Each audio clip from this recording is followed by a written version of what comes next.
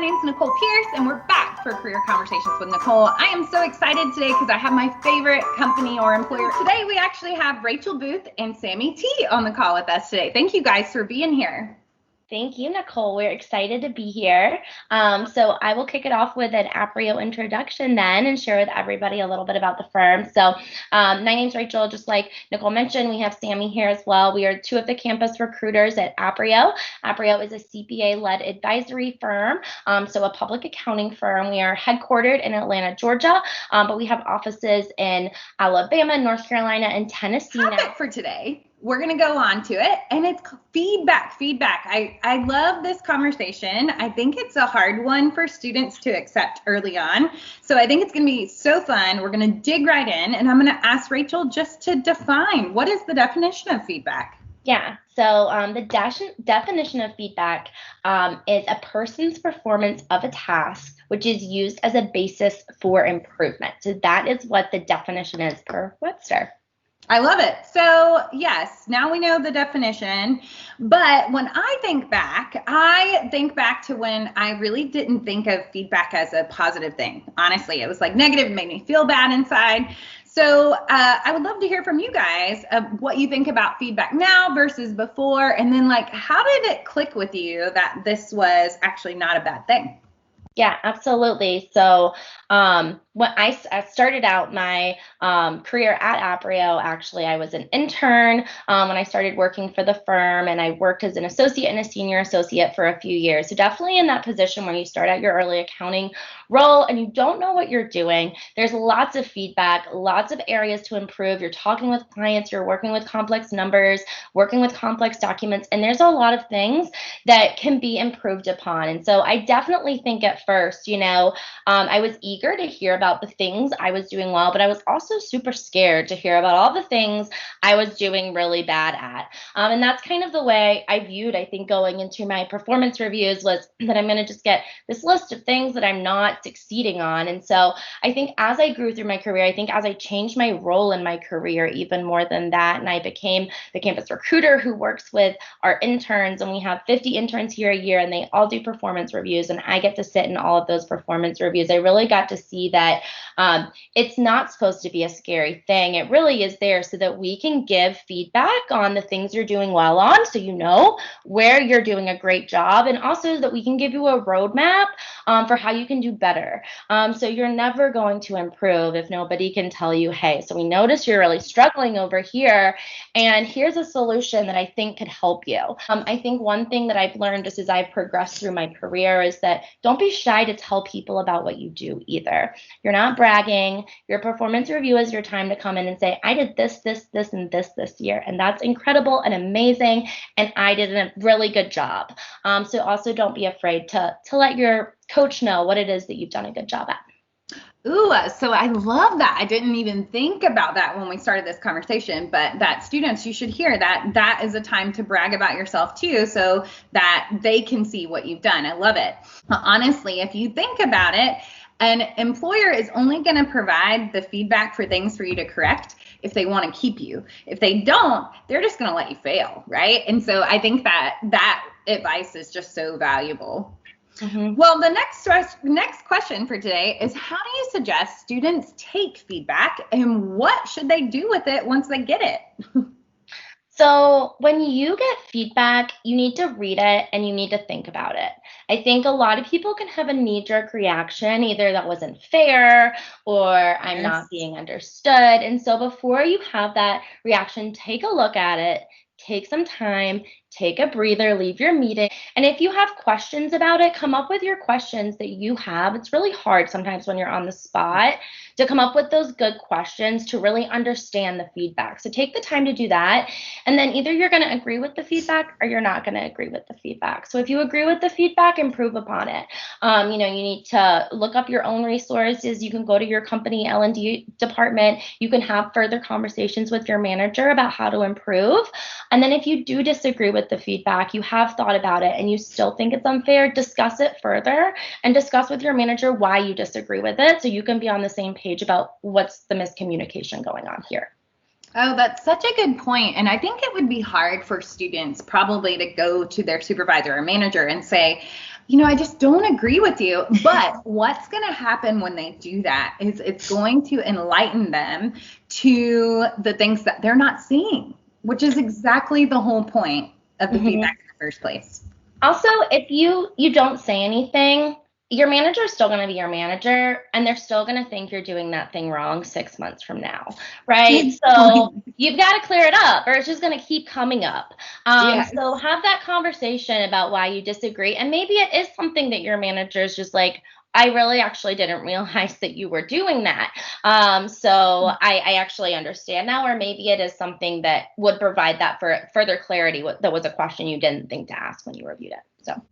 Okay, so the next question is, and I get this a lot, right? How do you decide if someone is giving you actual feedback or if they're just being mean? Yeah, so to kind of piggyback off of what Rachel said earlier, I think our first reaction is always to feel really sad or really bad inside when we hear something negative that we're doing. We want to be successful, we want to succeed, but maybe if we take a step back and really evaluate the entire, think about our actions and what we could do better, and also keep in mind that the person giving us feedback is most likely, probably like 9 times out of 10, they're trying to help, they're trying to push us forward and push us into the right direction. And sometimes they may struggle to communicate it. Sometimes giving feedback isn't always easy. Right. But I think that's also handling that graciously, I think is also what comes with being professional and like being that person that's going to take the step forward. So are you saying, Sammi, they shouldn't just start breaking down in tears in the middle of that feedback session? Not at all. I think that's for a later time in the bathroom. I know it's hard when we all try so hard and then you feel like you didn't get the results though. So I can get it. I get it for sure. Well, let's do this. Why don't you give an example of what feedback might look like? Yeah, absolutely. So at Aprio, we evaluate all of our interns on the same competencies is what we call it. So we evaluate them on their attitude, their coachability, their communication, their timeliness, and then how they follow the Aprio way. And so overall, those are where your feedback's going to be as an intern, is if you're coming up to work with a good attitude, ready to learn. When people give you feedback, do you put it into play? Are you communicating with your team? Are you on time? Things like that. And so a lot of the times I think we get a lot of feedback around questions, how they're being asked, how frequently they're being asked. Quality of questions is something that comes up a lot. Communication is huge. They really want the interns to drive the communication process and not be afraid to communicate. And then coachability, I think, is the other thing that comes up. Just taking that feedback, as we've talked about, and putting it into play and really showing that you're listening and you're coachable. Okay, so I'm gonna probe here. I'm gonna poke you a little bit for some more information. So the part about the questions, I want to know more. I'm sure students want to know too, because this is where I think students have a hard time. So you want them to communicate, but you don't want their questions to be all the time. So there's a skill to asking a question, right? And so I think when you go into your first job, obviously questions are good. We need you to ask questions or you can't do your job. I think the area that it comes up most often is, are you asking questions I've already told you the answer to? I shouldn't have to answer a question twice. You should have written it down and you should refer back to your notes for those questions. And the way that questions come in as well. So managers are typically really busy, who interns are working with, even senior associates. It's busy season. They're working from like 7 o'clock in the morning until pretty late into the evening. And so the more concise you can get your questions to them, maybe try to think of all your questions you have on a client and send them an email with all the questions instead of trickling in question at a time and they take a break and take a look. So there's an art to asking the question where you're really respecting your manager's time while getting the information out of them that you need to do your job. One question I always ask myself before I send my boss an email is, where will my boss go look for this? If I think, and then I'm like, okay, they're going to go there. I can go there as well. And I'm going to go get the answer myself. So always ask yourself those questions. Where are they going to find the information? What is their next step going to be on this? And I think it helps to take you through that process of what could my next steps be as well. So that's awesome advice. I really like that. Guys, definitely take that one for sure. Okay, well, so most of our accountants fall into this perfectionist category. I hate to say it, but they are. So any suggestions for the perfectionist individuals on how to not beat themselves up about the feedback that they receive? Absolutely. So this is something that I definitely had to come around to in my career, with the way that I understood feedback. But to all the perfectionists out there, you guys really should love feedback. This is your path to perfectionism. You're given a roadmap of how your manager thinks you're going to be more perfect. And all you need to do is follow what your manager says, and you will be well on your way to improving. Okay, when do you really need to worry about feedback? And when I made this question, I was kind of thinking about the people that have been doing things incorrectly for a little while.